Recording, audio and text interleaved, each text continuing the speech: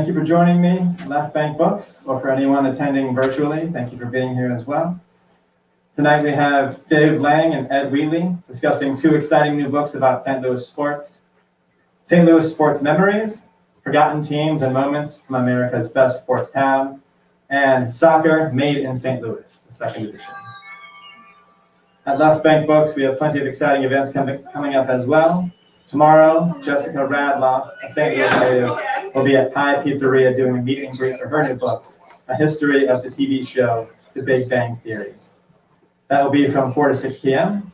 If you'd like to attend, you can find more details on our website, www.left-bank.com. Now for tonight's event, our first presenter has covered soccer for various media outlets since the 1970s. He has written or co-written many books, including Practice Makes Perfect, Cherishing Childhood, The First 100 Years of Community School, Webster University, A Century of Defining Moments, and Taming Troubled Waters, Dr. Henry Gibbons Jr., and the Transformation of Harris Stowe State University, all published by Reedy Press. Mr. Lange has coached youth soccer and holds a USSF National D coaching license and a coaching certificate from the Royal Dutch Football Association. He is senior lecturer at the University of Missouri St. Louis, and adjunct full professor at Webster University. Please join me in welcoming Dave Lange.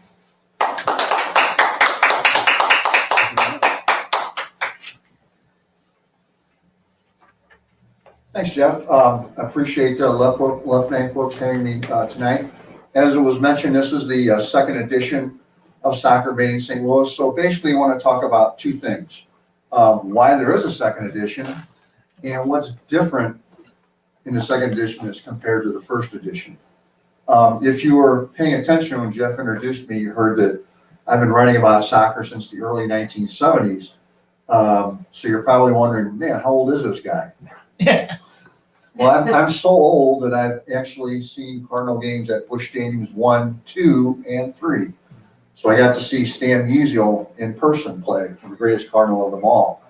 And actually, Stan had a part in St. Louis soccer history. I don't know if you're aware of this.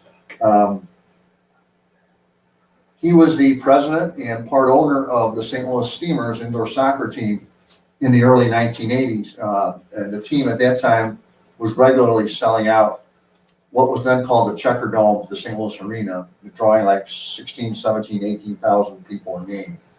I was fortunate to be part of that as the soccer writer at St. Louis Globe Democrat when this used to be a 2-newspaper town.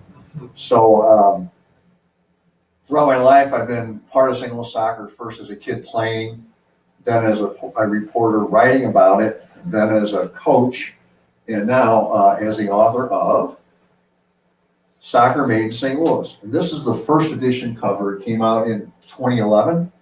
It sold out in 2014. And when that book came out in 2011, I probably couldn't have picked a worse time to write about soccer in St. Louis. We had just lost 2 professional teams in the space of 9 months in 2010. The St. Louis Athletica of women's professional soccer, which if you ever saw them play, they were a magnificent team filled with international stars. The other was the AC St. Louis men's team, which went out of business shortly, about 6 or 7 months later after the Athletica went out of business. And the place they played at, the St. Louis Soccer Park, was going to be sold to a non-soccer person. So who knows what was going to happen to that whole complex. So it was a bad, bad time. It looked like the future of soccer in St. Louis was fading to black. Oh, no, I got it. But a funny thing happened over the last 10 years. Actually, a lot of things happened. Most dramatically, just 3 years ago, if you were looking west from Union Station, not a great view, right? No. A bunch of highway ramps, some hotels, parking lots. This is the view today. What a difference. Yeah. And in place of those highway ramps, we have probably the nation's finest soccer complex. 4 training fields across Market Street, Centene Stadium. All of this has just happened in about the last year and a half. So what a difference. So what I'm trying to do in the second edition is answer questions like, how did all this happen? And why did all this happen? So the second edition attempts to answer those questions. The book shows that a series of events over the last 10 years led to that last slide of showing the soccer complex. Now we have a Major League Soccer franchise, locally owned, locally financed, and led locally by a woman. We have a stadium and training complex that probably is the finest in the United States. So what a difference in just a few years. Talk a little bit about the second edition. First of all, it's 60 pages longer than the first edition, so it's a lot heavier, which means it's a great paperweight, right? And can serve as a nice stand for your computer monitor. But more importantly is the content, okay? It brings the story of St. Louis soccer up to date. Talks all about the coming of MLS to St. Louis. Tells the stories of some of the great players, leaders, and teams in the last 10 years. And it adds some important history to the early years of soccer in St. Louis. And this is all based on a lot of research I did, not just for the first edition, but over the course of the last 10 years. Hoping there would be a second edition. I would interview people as they came through town. When the U.S. national team would come in, men or women, I'd try and get some interviews with people and things like that. And with MLS coming, it was the perfect time to do that.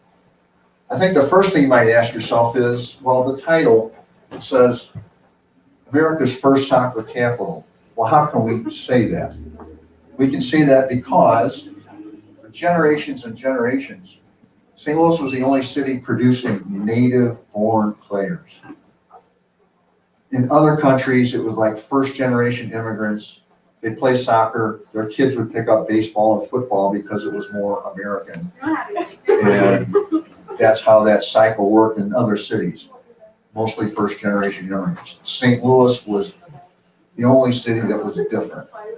That was largely because the St. Louis Catholic Church parish system brought soccer into all the parishes in the city in the late 19th century, and ever since then, just kept turning out more and more and more players, generation after generation. And the result was all these national championships, all these players who were so good that they played at the international level of the sport for the U.S. national team, and 34 people who were members of various national soccer halls of fame. So what I'm going to do is kind of go over some of the different parts of the book that are new. The first thing is the stuff that adds to the history of the sport in St. Louis. Some of the things that I found in the last 10 years, since the newspapers in St. Louis are now available online from before the Civil War, found out that there was the first report of a football game in 1872, an advertisement in the St. Louis Republic, one of the daily newspapers at that time. This pushes the first date of reported soccer in St. Louis back 3 years. When I did the first edition, we found reports of a game in 1875. Now we know it's been around even longer than that. We also found out that in 1884, St. Louis formed a league. And you're probably asking yourself, what's the big deal with that? The big deal with that is it was not a league in England until at least 3 years later. There probably was a league in Canada at the same time, so St. Louis was on the forefront of the history of soccer on the world stage. Shortly after that was the first international game in St. Louis. A team from Toronto, Canada played a team from St. Louis. I've talked with some soccer historians in Canada, and they believe this may be the first international soccer game ever played in the United States. It was played in a place called Union Park, which is roughly where the National Geospatial Center is going up in North St. Louis. So that's some of the things that are new about the old days. What the second edition also talks about are things like the great players, the great leaders, the great teams that have come up over the last 10 years, and then talks about how Major League Soccer came to St. Louis. So let's look at the great players of the last 10 years that the book talks about. Kind of go over one by one. Whoops. On your left, this is Vedad Ibisevic, who came to St. Louis when he was a teenager, as did many other people from Bosnia, to escape the genocidal wars that happened there. He played at St. Louis University, was the NCAA Freshman of the Year, and then he went professional. Of all the people in St. Louis who have played soccer since the first edition came out, he has had the greatest success internationally. He scored the goal that qualified Bosnia for the 2014 World Cup, and he scored Bosnia's first ever World Cup goal against Argentina in 2014. He then played in the German Bundesliga, and he recently finished his career tied for 27th all-time among scorers. He's one of these people who has that rare ability to score goals. Then in the center with the microphone is Tim Ream, who's from St. Charles County. Tim was the first St. Louisan to ever play in the English Premier League, which is generally regarded as the finest soccer league in the world. That was in 2012. He's still playing. He plays for Fulham in the English Premier League. He's the captain of the team, which shows you how well respected he is. For an American to captain an English team, that says a lot. In fact, they just played today. They won 3-0 over Aston Villa. He played the entire game. He's somebody you possibly might see on the on this year's World Cup team. He's 34 years old, so his age kind of works against him. So we'll see what happens there. Next to him, to the far right, is Brad Davis. He's also from St. Charles County. He had a stellar career in Major League Soccer with several teams as a midfielder. His specialty was his left foot. He set up many fortunate forwards with great passes that led to goals. He played on the 2014 World Cup team for the United States, and he started against Germany, which eventually won the World Cup in 2014. The two happy ladies in the middle, to the left is Becky Sauerbrunn, and to the right is Lori Kolupny. These are the two finest women's players ever produced in St. Louis. They're both Women's World Cup champions. Lori played in the 2015 team. She's also an Olympic gold medalist. She went to Narrens Hall. She's from the Sunset Hills area in South County. Becky is from Ladue, went to Ladue High School. She has more than 200 appearances for the U.S. women's national team, far more than any other St. Louisan, male or female, who has played for the United States in the history of the sport. She's somebody you probably will see next summer in the Women's World Cup. She's been the captain of the team. She plays left center back. Then the last to the right in the yellow is Josh Sargent, also from St. Charles County. He's 22 years old, and he's a tremendous scorer. He's playing at forward for Norwich City. He played in the English Premier League last year, scored 2 goals. They were relegated, if you're familiar with soccer in Europe. The 3 lowest teams in the league get relegated to the 2nd division. He's now in the 2nd division with Norwich, but he's on a great scoring spree. He's already got 8 goals this year. There's some talk that he may be the starting center forward for the United States in this next World Cup. So he's somebody to definitely watch out for. So let's talk about the great leaders that have come forward in the last 10 years since the book was published. On the far right is Dan Flynn. He was the head of the U.S. Soccer Federation for 19 years until he retired in 2019. That meant that Dan basically ran soccer in this country for 19 years. The U.S. Soccer Federation is the governing body for soccer in the United States. And he's credited with turning the U.S. Soccer Federation from a small-time operation to a financial juggernaut. Dan played on the national championship team at St. Louis University. He was a high-ranking executive at Anheuser-Busch, and he used his business acumen to really help the sport in this country during that 19-year tenure. And after he retired, he worked for FIFA, the world's governing body of the sport, in the selection of the venues for the 2026 World Cup, which will be held jointly by Canada, Mexico, and the United States. So he continues to wield a great deal of influence on the world team. Then, of course, to her left are the primary people involved in bringing Major League Soccer to St. Louis. On the right of the picture is Jim Cavanaugh, who's the co-founder of Worldwide Technology. He also played soccer at St. Louis University, and he played professional indoor soccer.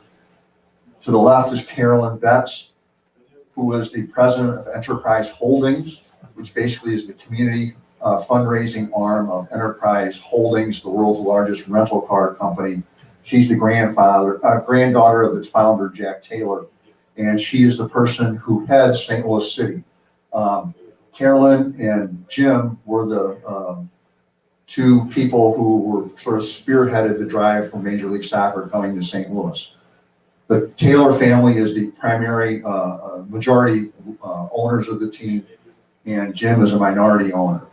Jim also played a big role in St. Louis soccer over the last 10 years. If you remember, I mentioned the soccer park was going to be sold 10 years ago. He personally financed buying the soccer park and giving it to St. Louis Scott Gallagher. And then he brought a men's professional team here that played for 5 years called St. Louis FC. So Jim has had a big role in soccer in St. Louis, along with Carolyn with Enterprise Holdings. How about the great teams in the last 10 years? On your left is Fire and Ice Soccer Club. They won the Women's Premier Soccer League Championship in 2017. That's the second division of women's soccer in the United States. They were based on the east side in the Belleville, Columbia, Illinois area, composed primarily of college players who played in this league in the summer. They won the title in 2017. In the middle is Lizzie Christ. She was the goalkeeper for Washington University when they won the NCAA Division III National Championship in 2016. She was the goalkeeper of the year, All-American, star player for a star team. And then finally on the right, you see a player from St. Louis City 2. That was St. Louis City's minor league team that played this past summer in the MLS Next Pro League, which is a developmental league. They got all the way to the league finals a couple weeks ago and lost 4-1. But they had a great season, and it augurs great things for St. Louis City as they get ready to play their first game this coming probably late February when the league opens. So that's a little bit about the great players, the great teams, and the great leaders that have happened. That brings us to the last part of the book, which talks about how Major League Soccer came to St. Louis. That's a very detailed story and probably way too much to bite off tonight, so you just have to read it in the book. But that's the climax of the whole story and the climax of the second edition, bringing St. Louis soccer back to greatness where it had been for so long. Every sports book needs some statistics, so the new edition of the book has some statistical material in the back that I've added since the last edition. A list of every known international game played in St. Louis. This is just one of 3 pages. A directory of every St. Louisan who's played at least one game in Major League Soccer, in the National Women's Soccer League, in the World Cup, on the national team, and down here in the lower left, the St. Louisans who played in the North American Soccer League, which was this country's premier soccer league from 1967 until about 1984. It's interesting that there's more than 100 St. Louisans who played in the NASL. I think St. Louis had way more players from the United States in that league than anybody else, but it was a heavily foreign-dominated league. So if you look at the big picture, it was a small percentage. But it gives you an idea of the influence of St. Louis in turning out all these great players. St. Louis Soccer Hall of Famers. And on the far bottom right, I have a timeline in the book that starts in 1872. That runs about 4 pages and goes right up to the present of all the milestones of soccer in St. Louis soccer history. So with that, I'd like to conclude by telling you about, I have a website, soccermaidinstlouis.com, that has more material that wasn't in the book because of space limitations, photo gallery that I put together of material I've collected over the last few years, author events, and every day there's a St. Louis soccer history soundbite about 1 paragraph. So every day there's something new there that you can check back. And then you can follow me on Twitter. There's my handle, SoccerMaidinSTL. So I think that's gives you a good idea of what's new in the second edition and why it happened. And I hope that for those of you who get a copy and will enjoy the book. So thanks very much for your time. I appreciate it.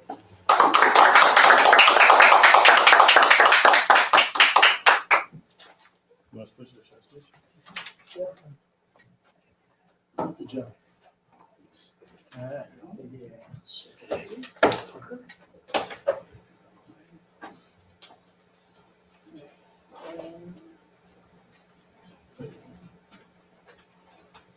What did I make it go? Slide down. There we go. You ready? Well, welcome everybody. We're here to expand on the talk Dave just told you, because soccer is one of the elements that makes St. Louis the best sports town in America. And I think that was the case and point in this book of showing people the diversity and the expanse of sports and athletes inside this history that, you know, as we go through this, few cities can even come compared to. You know, we've been around playing sports for 150 plus years here, recognized across the globe, and we just want to highlight. That's what I wrote this book, was to say, sure, people think we're the best soccer town in North America, we're the best baseball town, we're the best sports town, period. So that's what this is. Welcome to this best sports town. And one of the things that was interesting, you know, I've written a lot of coffee books, and this book here, what I really wanted it to be, I said, I will do it, but I want it to be a book that's in the 20s. So people can afford it. Hey, it's Christmas time, great Christmas present for both these books. But, you know, what is it? And I've written 5 books, and you may be aware of 3 movies I've done with PBS, 2 on the baseball, 1 on wrestling at the Chase. You can see the books here real quick, you know. We've got a baseball book was best published in 27. We've got Emmy Awards, and we've got other awards for all these. So I think this follows right in the mode. I'm very proud of why is St. Louis the best sports town in America. It's because of our history, as I spoke. It's the diversity of sports. I mean, when you think about corkball, that's a very diverse sport, but it created here in St. Louis. We've got other things that we'll talk about. But when you look at the athletes, whether it's women and men, unbelievable firsts for women. For African-American community, unbelievable history and first. That's when I talk about diversity, the diversity of all the sports. We are not just a 1 or 2 town sports team. It's everything. And it's both at the amateur and the professional ranks. So, you know, we're a leader in sports, not just champions, but it's the innovation and special moments that builds this history of St. Louis sports. You know, we're the sports capital of so many things. We were the world capital of bowling. Today, just down the street from where we're at, we are the world capital of chess. Not just saying it, by the decree of the United Nations and the United States Congress. We were the world capital, some say, of soccer, for sure North America, and we were the world capital of wrestling, professional wrestling. Just down the street is where it all began, and all of the world's professional wrestling was there at the Chase by Sam Muchnick. But, you know, 4 of the most prestigious trophies in all the sports are named after St. Louisans. We spoke of chess, the Sinklesfeld, golf, the Walker Cup, from George Herbert Walker Bush's grandfather, our president, from St. Louis. Soccer, the Herman Cup, the equivalent of the Heisman Trophy in college, is handed out every January at the Missouri Athletic Club. And in tennis, we've got the Dwight Davis Cup. Just actually not too far from here, the Dwight Davis courts in Forest Park. We are recognized in these 4 alone. And we haven't talked about baseball or football, the big names of sports. We have a world recognition because of these things. Yet, people have forgotten. St. Louis had 4 Major League Baseball teams. 4. Since 1876, there were 4 different Major League teams that played here. We've had 4 NFL teams. Now it gets harder. 4 NFL teams. Yeah, we know the Cardinals, we know the Rams. Well, who are the others? Gotta buy the book, right? Yeah. We had the Hawks. People may not remember, the younger people, that the St. Louis Hawks, which are today the Atlanta Hawks, they played here. But there was an NBA team before them. And it had one of the greatest players in St. Louis history, Ed McCauley. And then his story builds and rises. And everybody go, the Blues. Blues are in action. They're looking good, 2-0, right? Not off too long ago, the Stanley Cup. But they weren't the first NHL team to call St. Louis home either. These are the nuggets that I started building this around, the framework. And then you talk about sports domination. Every major professional sport has hoisted their championship trophy. One local university has won more NCAA titles than any other school in the sport. And another National Junior College Athletic Association, junior college, they have dominated a sport over decades as well. And, lane records, bowling, were shattered back then. It was interesting. They were shattered in the 30s. They were shattered even more in the 1958. And the team they shattered and beat was the St. Louis team, the Herman Undertakers. And I'm speaking of the Budweiser team in bowling. And today, in 2020, we didn't get a lot of hype, but I'm giving them the hype from the pandemic.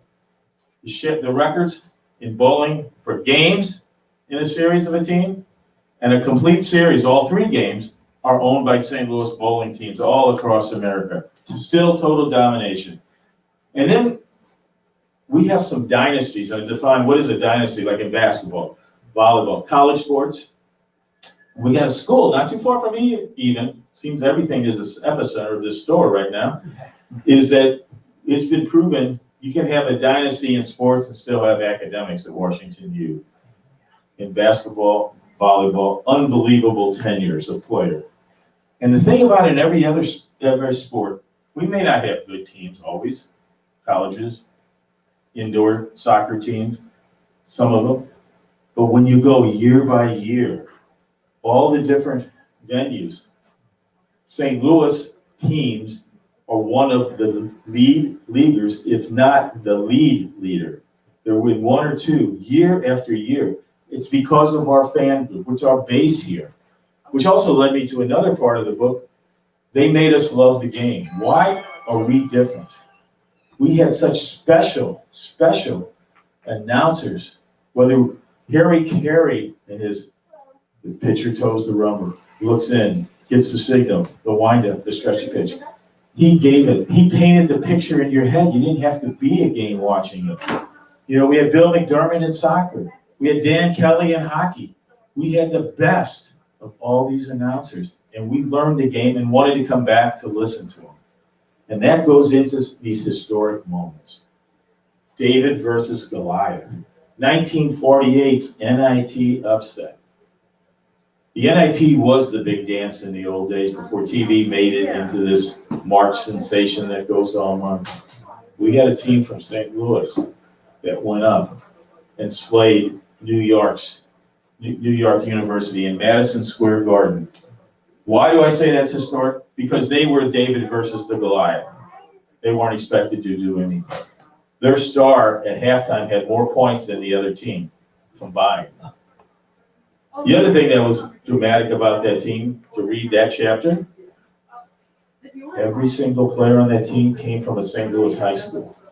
There was nobody from any other city on this team.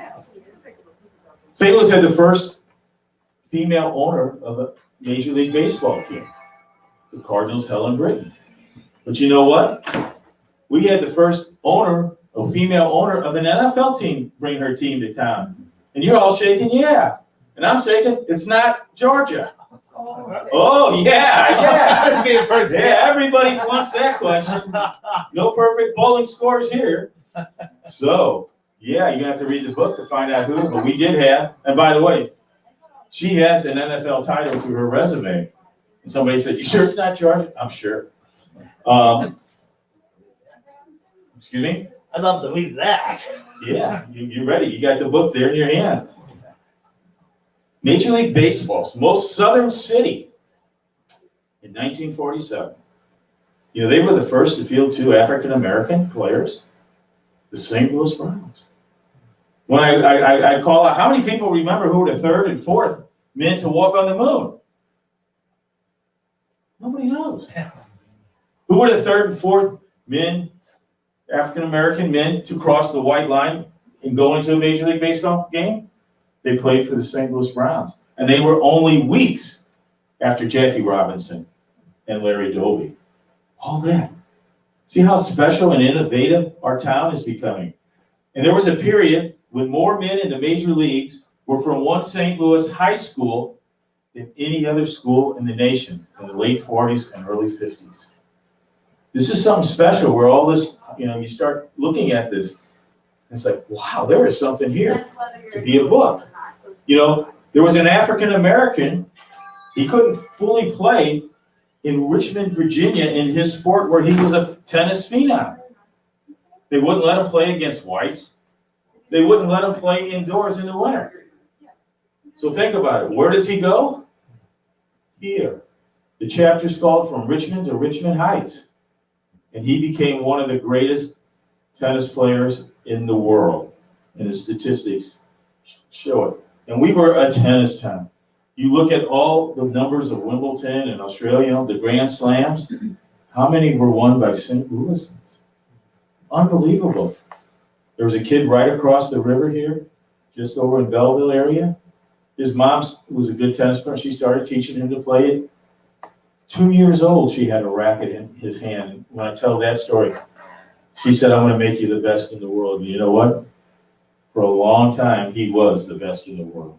And there were others who won the Grand Slam titles. And there were the Golden Girls of tennis in the 60s, all from St. Louis. And to think about all these things, whether it was when we talk about bowling and we talk about Team Budweiser's, I go over there and Ray Bluth, he's waiting for me with his dining room full of trophies and scrapbooks and photos and everything.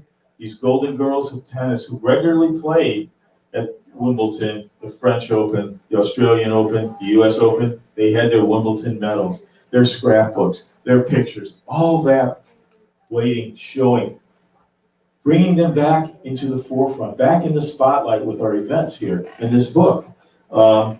It's just so exciting. You know, I'm like a kid in a candy store, and I'm looking at all, you know, look at all these Wimbledon medals. And one of them, her and the other gentleman who came from Richmond to Richmond Heights, they were the first integrated couple to play the mixed doubles in Wimbledon. St. Louis Originals, we think it's pizza, Emo's Pizza, right? No. It's corkball. That little game, we all remember the cages behind the taverns and sometimes in churches. Corkball was the sensation of St. Louis. You know, it's a ball just a little bit bigger than a golf ball, and a bat about the size of a broom handle. Created a whole new business here in St. Louis for Marquardt Sports, but it became a rage, and you would pitch and you'd play this game in these courts.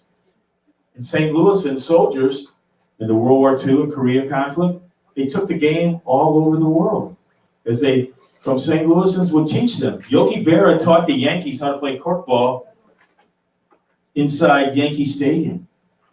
I'm talking about soldiers in Europe, in the Pacific, finding makeshift courts. And sometimes they played it on the flight deck of aircraft carriers during World War II. The game also morphed from corkball to bottle caps, where instead of throwing a ball, you threw bottle caps.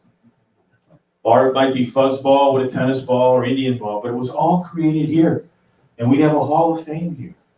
And the history of how it started here is dramatic. And I mean, it's kind of a controversial. This guy created or that guy created, but either way, it was created here. And the Corey Leagues, same thing. The Corey Leagues, the youth baseball, was started in 1934 by a man named George Corey here in St. Louis. It's still headquartered here. It was in all the states and other countries around the world, partly taken by soldiers and men serving in other states and teaching it, but it was all headquartered here. And it was a big, big deal. That's how people played Little League baseball, was through the Corey Leagues. Today, a lot of these communities have taken over and said, no, we want to be in charge of our own entity. and it's put the Corey Leagues kind of back some steps, but it was that special. It was that St. Louis was the focal point of all these things. And then something happened here, and it's very interesting. You know, where would some of these guys be today? But it happened here and forever changed the game of football. Football would not be the game it is today. Would Tom Brady be a hero if this had never happened? But it happened here in St. Louis in football. And many of the Greens, golfing's greatest moments happened here. We all remember Tiger and Koepka a couple years ago. As I started relaying and looking, golf was tournaments that started here, the PGA, the Open in 47 and 48, and then the subsequent years, they all had dramatic finishes, ties, and they'd have playoffs, and there's controversy. And those are great stories, but one of the greatest stories of golfing is how these grand country clubs where golf is played came about. It came about because the St. Louis Blue Bloods, swells, they would go off east to college, right? And they took up the game of golf. And when they came back home, we need places to play golf. And they started moving out to the suburbs. And at that time, the concentration of suburbs was kind of around the Normandy area, where we know, a lot of these country clubs first formed. Glen Echo, Normandy, Belle Reve, actually. People don't know Belle Reve Country Club is not today out in Town and Country, but it was the site of the University of Missouri St. Louis. The UMSL campus was Belle Reve Country Club. And then they started moving into Ladue and then like Sunset down south.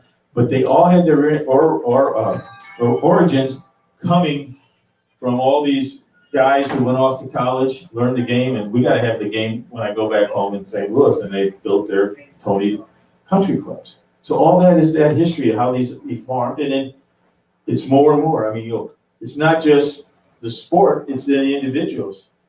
Sure, we know about Leon and Michael Spinks, winning the heavyweight and titles in the Olympics and in professional boxing. Sonny Liston and Cassius Clay, because it happened before he became Muhammad Ali. Those big fights where we learned who really Cassius Clay was and his shtick of I am the greatest and all that as he's hovering over Sonny Liston. But when you look at the annals of boxing, one individual is recognized as the greatest boxer ever. He held 3 boxing titles at one time, which isn't allowed anymore. The pound for pound and everything, they say this is the greatest boxer of all time, and he was the St. Louis. And the other thing is the St. Louis region probably has one of the people. We know Jim Thorpe, right? Remember Jim Thorpe? They said he was the greatest athlete of all time, right? How he did all the things in the Olympics. Well, we had a St. Louis female who did it all and more than Jim Thorpe. May have been the greatest, one of the greatest and best of the best ever. And although not having played in over 3 decades, we had a man here play basketball. And every time they ranked the best in the NBA, he's on it. He's on it. And we don't have a team, I forgot, but he brings the lore back to us. Oh, by the way, what would he have been as great as he was? And the Hawks, how good would they have been if the Hawks had kept one of the greatest of all time ever? Instead of trading him away, what would that group of that pair have done for basketball? Would we have it today or not? Part of the controversy we talk about. But it's all these little things that when you start adding them up, sport after sport, horse racing, David Gall. I talk about Fairmount Park, Cahokia Downs, and David Gall setting records for rides and wins in horse racing. And the grandiose pieces of auto racing. We know about Gateway now and what it's really become to do. But racing has always been here. And I always chuckle. I've got a chapter about auto racing. And I always talk about the Hollywood legend that was a regular coming to St. Louis to race his Datsun. And I always take people back in the 60s and 70s when they were driving around in their cars, probably looking like American Graffiti type stuff, you know? And you only had an AM radio, right? And I spelled it out in the book, this commercial that would come on, and everybody said, I hear it as I read it. And it was, be there this Sunday, MAR Mid-American Race. Look at you guys nodding, you know what I'm talking about. You heard it, right? Oh, yeah. You read it and it comes back to you. Another moment that this diversity, I mean, how many sports have I talked about? I'm not finished, you know? It is amazing. Find all these things. You know, New York doesn't have all these things. They didn't invent cornhole. They didn't invent this or that. They didn't have race cars. All these things. Chicago neither. But St. Louis did. We had the Fab Four from the Hill. Soccer guys Dave was talking about. Unbelievable story. The Buds from bowling, Team Budweiser. The Golden Girls from Richmond to Richmond Heights. Oh, this is a lovely one. He really was good, guys and gals. The commercial just rang in your ear, right? He was a phenom at tennis, would go to Florida to work on tennis in the winter. And he found out about a certain business and he brought it back to St. Louis. So it's all these little nuances that started adding us all up to. So that's the stories that are in this book. You know, it is just chapter after chapter after chapter loaded with hundreds of photos. And to top it off, I'm also part of the St. Louis Sports Hall of Fame. It was like, we are a great city. We get sometimes our teeth kicked in because of our social issues at times. Why aren't we remembering these histories and how good we are? And this is what we should be shining. So we're going to do that on March 14th at the Missouri Athletic Club called Lunching with the Stars. And we're going to bring in a lot of these athletes to a special event that it's going to be open to the public to come, have lunch, meet all these gentlemen and women, and relive their history of St. Louis sports, all these special moments and things. So that's the answers are in the book. It's to be a reader. And I always say the book is loaded, because I was doing the research with wow, I didn't know that. Or I call them sometimes Gomer Pyle moments. Golly, or Shazam, as you find this, that a guy who's a legend in St. Louis with the product he sells, he was a tennis phenom, and he brought it back. Or you find the serious. This was the first interracial tennis partners at Wimbledon, and they were from St. Louis. Or St. Louis, the first to have 2 African Americans on their team. It'd be 7 years before the Cardinals did. It'd be 12 years before the beacon of democracy, Boston, Massachusetts, would field an African American. But we did it first here. It's amazing stories from the Budweisers to the Golden Girls, all these. So I hope you enjoy it. I hope you find it a good read, and it quenches your curiosity. So thank you for having me. Dave, thanks for being a partner here. We'll have Dave be with us at the MAC, highlighting some of this soccer history, and that's where we're at. So I don't know what else you've got. If anybody have a question? Well, thank you, yeah. Or for either one. For yourself or for Dave. Dave, come on up. Yeah, we have a second microphone if anyone has any questions. And I'll check the online feed and see if anyone has any right. questions.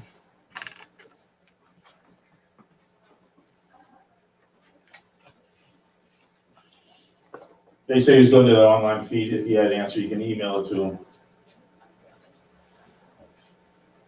You ready to go get the answers out of that book? I think I will be in due course. I have 1 or 2 I may have figured out, but I didn't tell. I'm gonna leave it as I'm gonna leave it out just by myself, okay? All right. But actually, I do have a question. Actually, I'm directed to both of you. What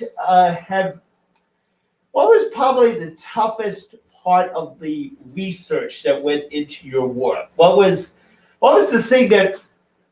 Let me phrase it this way. I think ended up being the most satisfactory part of it, even though it was the most difficult aspect of it. Well, I just joked with you a moment ago. I think, I love research. I mean, something will pop, when you're sleeping and all of a sudden you kind of stumble a little bit and you kind of come awake and something pops in your head.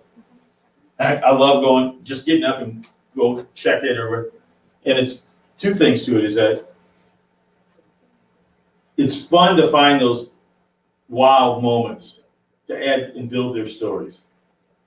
The other part is, especially in the world of sports, where, I've done a lot of baseball books and other credibility, making sure it's the right thing.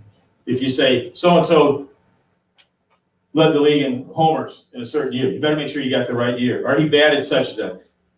Sports readers, and they're buying good money, right? Paying for these books. They want it right and they want the facts correct. So you got to work hard so you don't lose your credibility in the early pages or what's the rest of the book. So that is probably the most tenacious part of writing these books is the checking and making sure everything is credible and correct. Yeah, accuracy is foremost, that's for sure. As far as a soccer book goes, there never been a history of soccer in St. Louis published before my first edition. So I had to do a lot of legwork and digging up material. In the late first decade of the century, the online search engines weren't like they are today. The Post-Dispatch was the only paper online.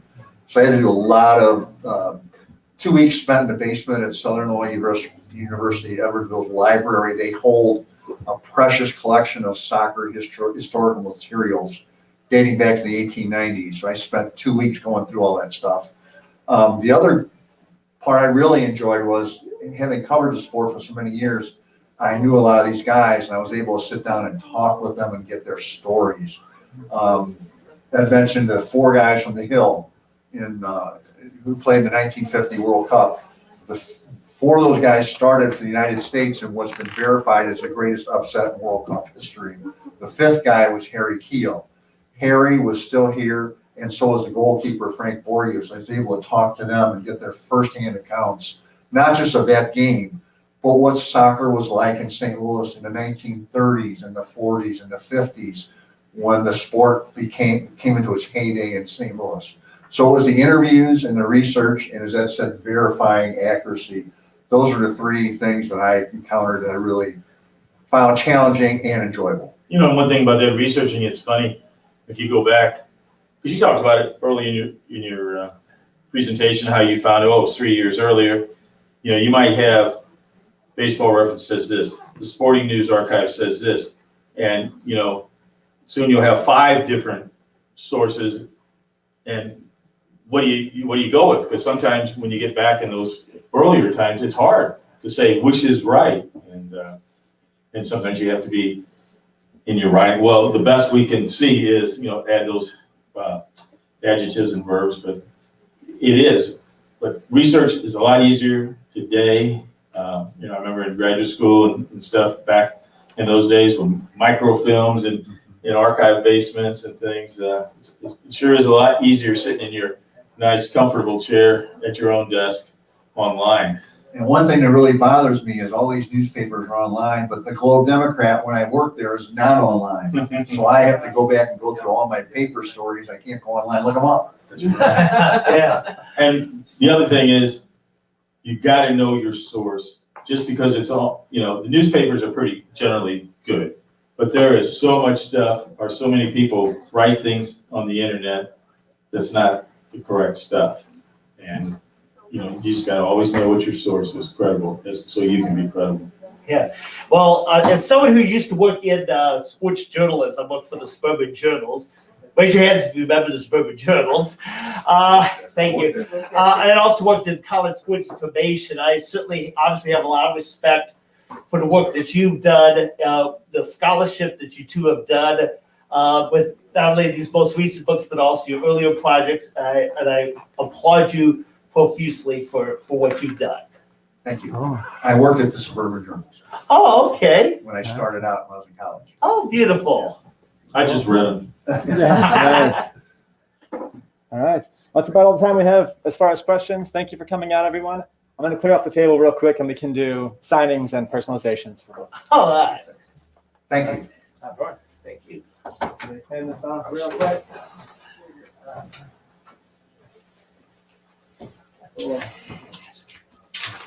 Good story there, Dave. Before I get my example. Well, thank you.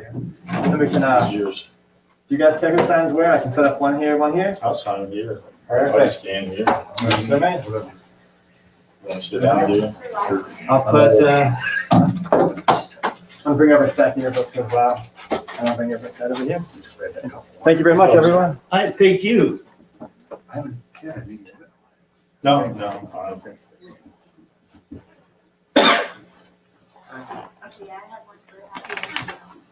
And if you don't mind signing some of our staff for the store. All right. Here's some of those. I'll set these here and just take them off.